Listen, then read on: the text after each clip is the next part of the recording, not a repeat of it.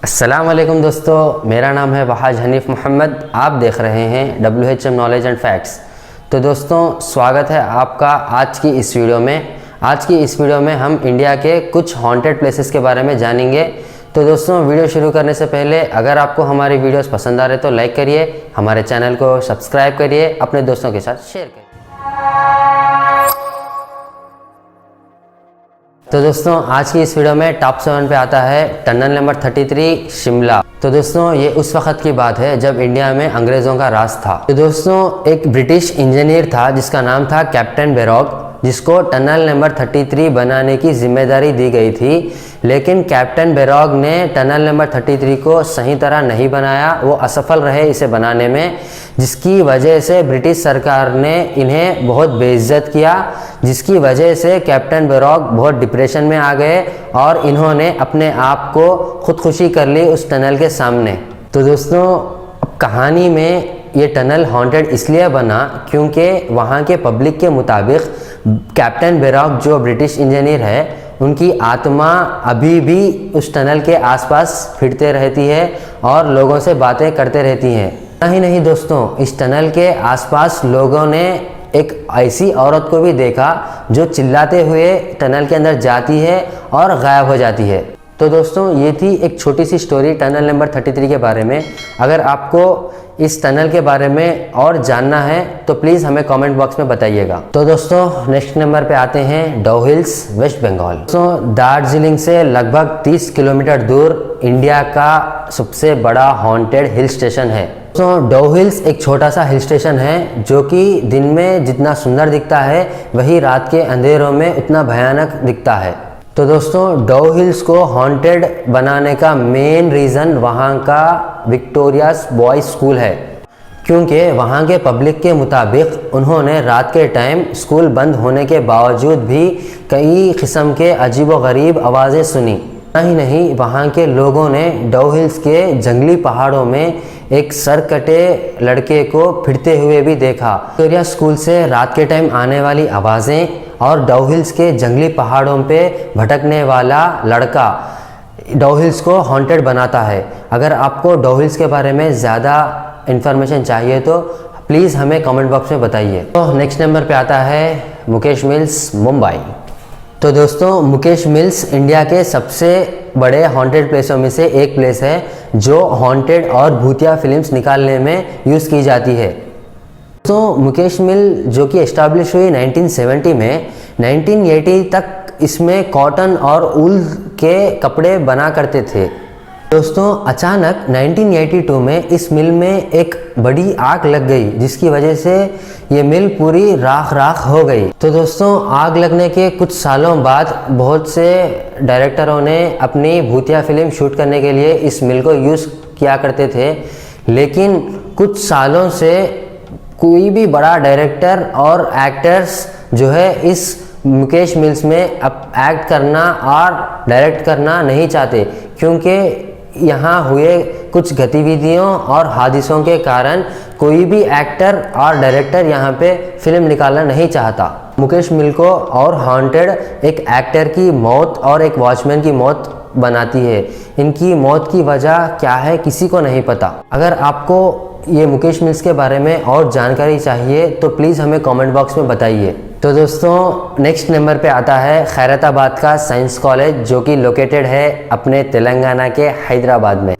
तो दोस्तों, ऐसा कहा जाता है कि जिस इंसान का अंतिम संस्कार पूरी तरह से नहीं किया जाता तब तक उसकी आत्मा इधर उधर भटकती रहती है। एक ऐसी ही हॉन्टेड स्टोरी है जहां एक नहीं बल्कि कई सारी लाशों का अंतिम संस्कार नहीं किया गया और वो लाशें उस जगह को अपना अड्डा बना ली। तो ये कॉलेज में एक साइंस लैब है जिसमें डेड बॉडीज़ पर टेस्ट किया जाता है। तो एक दिन ये कॉलेज का एक हिस्सा टूट गया और ये कॉलेज को बंद कर दिया गया।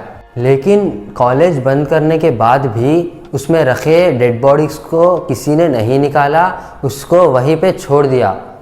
तो दोस्तों, स्टोरी में ये कॉलेज को हॉन्टेड बनाने का मेन रीज़न इसमें काम करने वाले सिक्योरिटी गार्ड का अचानक मौत हो जाना। इन्वेस्टिगेशन और इंक्वायरी के मुताबिक पुलिस वालों को उस वॉचमैन के लाश के साथ साथ और बहुत सी गुमनाम लाशें भी मिली। बहुत से लोगों ने उस कॉलेज में रात के वक्त स्केलेटन्स को चलते हुए देखा और एक औरत को रात के वक्त ज़ोर ज़ोर से चिल्लाते हुए भी वहाँ के लोगों ने सुना।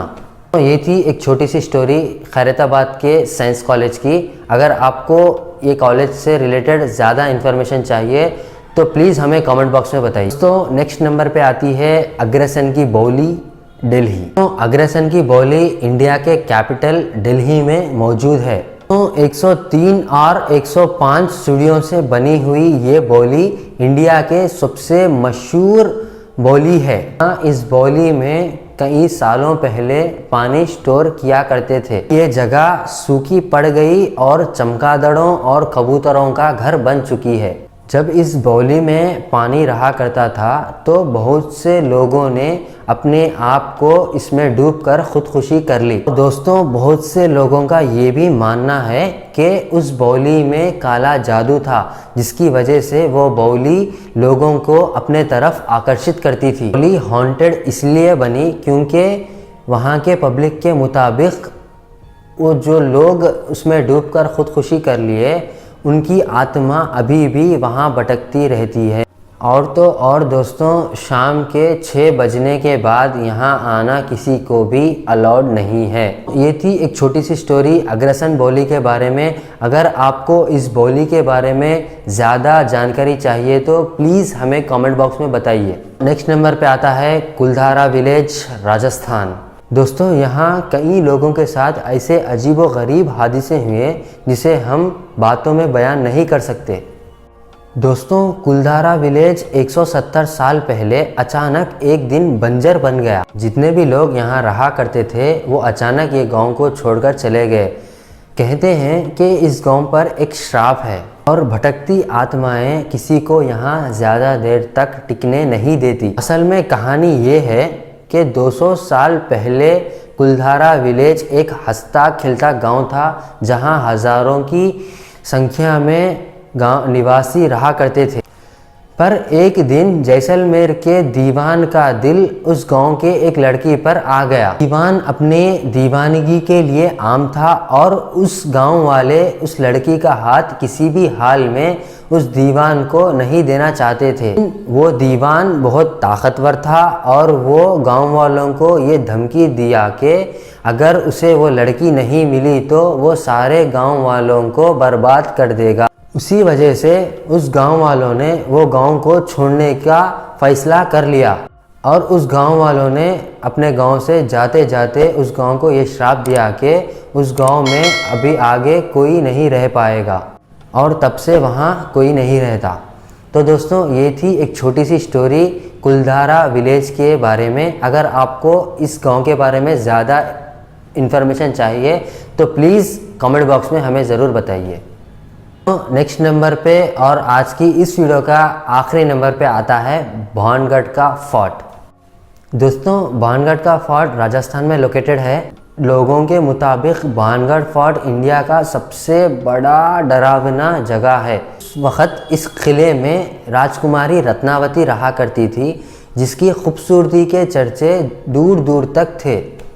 दोस्तों, किले के पास एक सिनई नाम का तांत्रिक रहा करता था, जो राजकुमारी की सुंदरता को देखकर पागल हो गया था और किसी भी तरह राजकुमारी को हासिल करने का। एक दिन राजकुमारी अपने दोस्तों के साथ बाजार में अत्तर खरीदने निकली।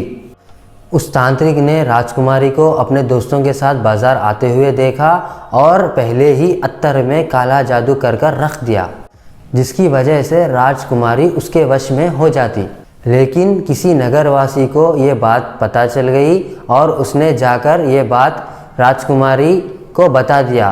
फिर राजकुमारी उस अत्तर की शीशी को अपने किले से बाहर फेंक दी और राजकुमारी से फेंकी हुई वो अत्तर की शीशी किले से जाकर एक चट्टान पर गिरी। और क्योंकि तांत्रिक ने उस इत्थर की शीशी पर काला जादू किया, वो पत्थर जाकर उससे आकर्षित हुआ और वो मर गया। उसने भानगढ़ को ये श्राप दिया कि भानगढ़ अभी के अब से भानगढ़ कभी सुखी नहीं रह पाएगा और जो कोई भी यहाँ निवास करेगा वो ख़त्म हो जाएगा। उसके कुछ ही दिनों बाद मुग़लों ने भानगढ़ फोर्ट को कब्ज़ा कर लिया और राजकुमारी रत्नावत को उनके किले के उनके कमरे के अंदर आकर ख़त्म कर दिया। और इस लड़ाई में करीब 10,000 तक के लोग मारे गए। कई छोटे बच्चे, बूढ़े, जवान सब मारे गए। दोस्तों, कहानी के माने और वहाँ के पब्लिक के मुताबिक आज भी उन लोगों की आत्माएं उस फोर्ट में घूमते रहती हैं और जो भी इंसान सूरज ढलने के बाद वहाँ गया है वो वापस कभी नहीं आया। इसीलिए गवर्नमेंट के तरफ से ये ऐलान किया गया कि कोई भी सूरज ढलने के बाद भानगढ़ फोर्ट में नहीं जा सकता। ये थी एक छोटी सी स्टोरी भानगढ़ फोर्ट के बारे में। अगर आपको भानगढ़ फोर्ट के बारे में ज़्यादा इन्फॉर्मेशन चाहिए तो प्लीज़ हमें कमेंट बॉक्स में बताइएगा। तो दोस्तों, आज की इस वीडियो अगर आपको पसंद आई तो प्लीज़ हमारे वीडियो को लाइक करिए, हमारे चैनल को सब्सक्राइब करिए और हमारे वीडियो को अपने दोस्तों के साथ अपने मन पसंदीदा प्लेटफॉर्म पर शेयर करिए। दोस्तों, हम मिलेंगे किसी और नई वीडियो में किसी और नई टॉपिक के साथ। जब तक के लिए अस्सलाम वालेकुम, अल्लाह हाफिज़।